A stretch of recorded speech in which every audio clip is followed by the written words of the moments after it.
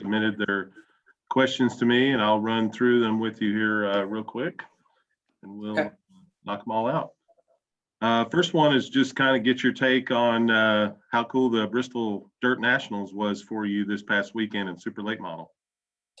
Yeah, that was a awesome event. I'm sure a ton of work went into not only building the racetrack for these month and a half of racing, whatever is there, but to have that many competitors there and to have it run fairly smoothly, I thought was awesome to see and a successful weekend. So it was great to see all those types of grassroots racing cars and drivers get to race at a place that they probably never dreamt that they would get to. And then for me, I got to learn quite a bit about the racetrack. So that was good to gain that knowledge going into this weekend and kind of talk to my team about what I saw. And obviously would have liked to gotten a couple wins, but we were in contention to win both nights, which was cool. Now that you've taken some laps on the dirt at Bristol, what do you expect for a cup car, for the heavier stock car going around the track here?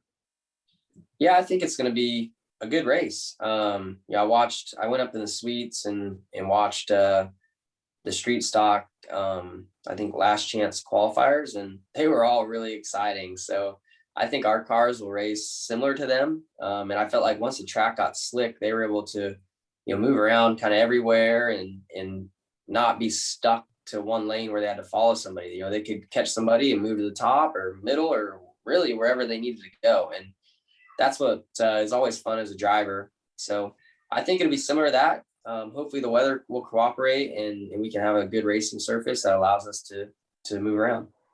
You're one of a handful of cup drivers who's going to race in the truck race. Did you do that to get just more track time, or just because you're a racer and love to race? What was the motivation to race in that one? I mean, both. I'm a racer and love to race. So it's an opportunity for me to get another race in. But also, I think, it's just more important to me to run that because just to learn and be able to talk to Cliff Daniels about, hey, this is what the track's doing and we need to prepare for this. And, but also just get more laps in a heavy stock car around that place, I think is important. You've raced at Eldora in the trucks in the past.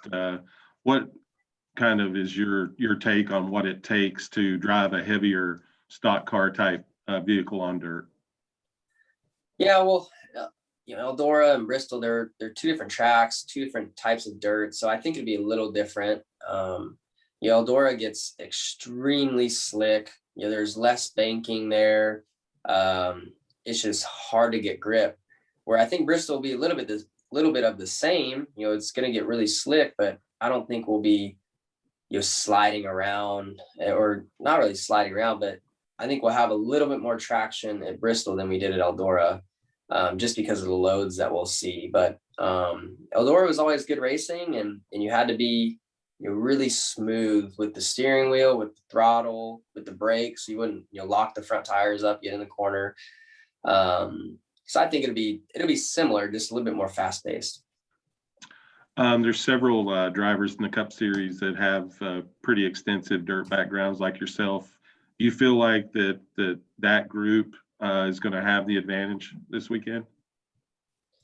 I think dirt guys have little bits of advantages. I think people probably look at us like, oh, we're the clear favorites, but I mean, for me and Chris Rebell, I can speak of, and Ricky Stenhouse and maybe some other open wheel guys, these cars are way different than what we're used to. They're 3,400 pounds, so 2,000 pounds more than a wing sprint car, and they've got almost 200 less horsepower. So way different. You can't even compare the two in driving styles. But so I think maybe guys who grew up stock car racing or used to heavy cars and being on slick, wore out tracks, I think, will do fine here at Bristol.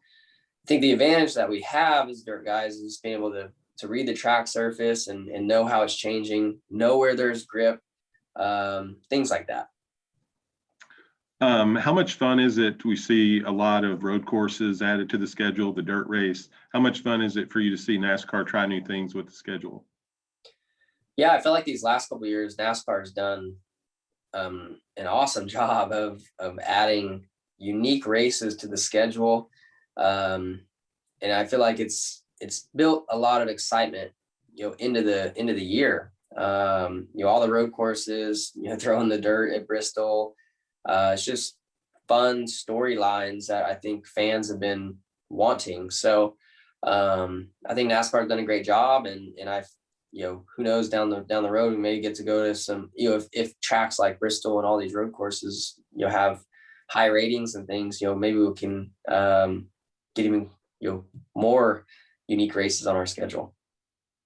You've got a win and 3 top fives this year. You ran really strong in Atlanta. How would you rate your start to the year?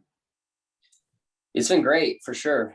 We've been a contender almost every week, so I've been happy with the speed. We got the win at Vegas, close to a win this past weekend.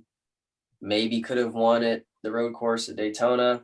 So yeah, it's been a good year. I've been happy with my start at Hendrick Motorsports and happy working with Cliff Daniels and everybody on the 5 team. So we've been working great together. Just gotta keep trying to evolve and get better and stay ahead of the competition like we are.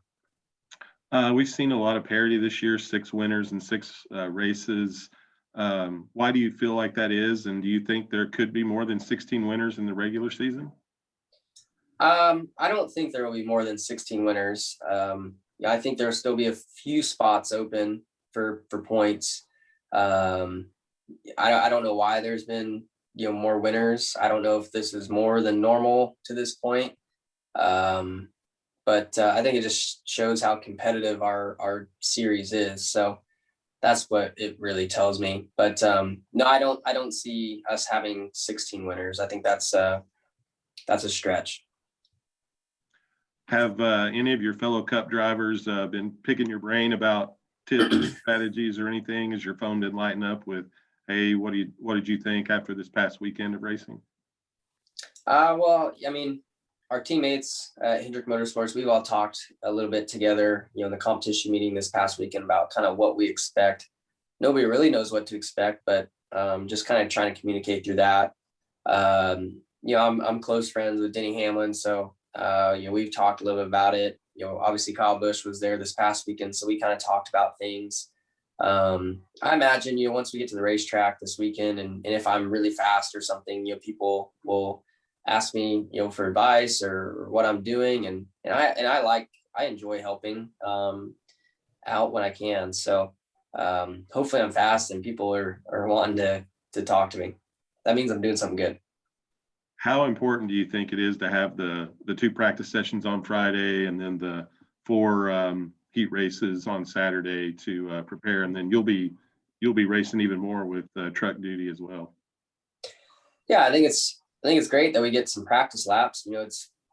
We've never done this before, so a lot of unknowns, and to know if your car is even built right for that place, or can handle the loads or things like that. So I think getting those extra laps is important to make sure the show on Sunday is successful. And yeah, I mean, for me, I'm doing double duty, so I'll get a lot of laps and hopefully learn a bunch. Being a dirt racer and having so much success last year on dirt tracks all across the country, are there any tips that you can offer to fans that maybe come into their first dirt race, that may be longtime NASCAR fans that haven't seen a dirt race before? Any cool things to watch out for? I mean, it's not like Bristol's surface isn't like slinging mud into the stands, like a lot of dirt tracks around the country are. But I mean, expect some dust. Every dirt track, there's not a single dirt track in this world that doesn't have a little bit of dust.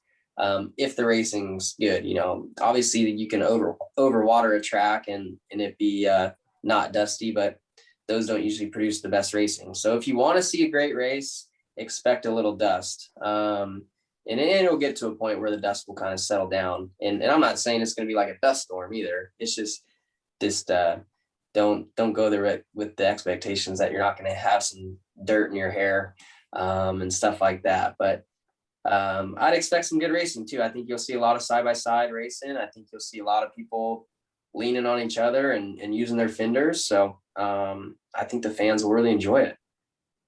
And the last question for you, are you feeling any pressure in this race, since a lot of people have kind of tagged you as their favorite? And then how cool would it be to win such a historic race like this that hasn't been done in NASCAR Cup racing since 1970?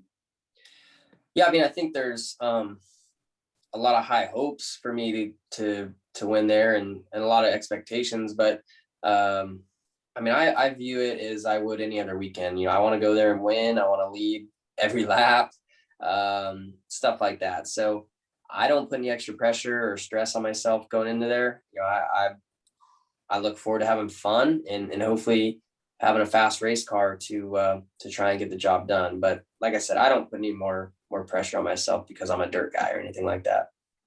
And then just the history of first time Cups raced in dirt in 50 years to win this one.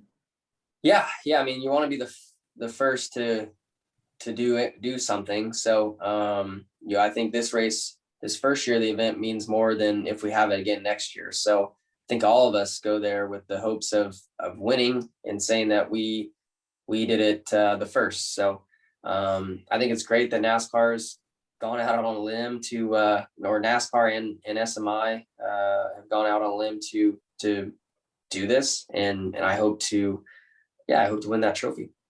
All right. Well, we appreciate your time, Kyle, and we'll look forward to seeing you out here this weekend.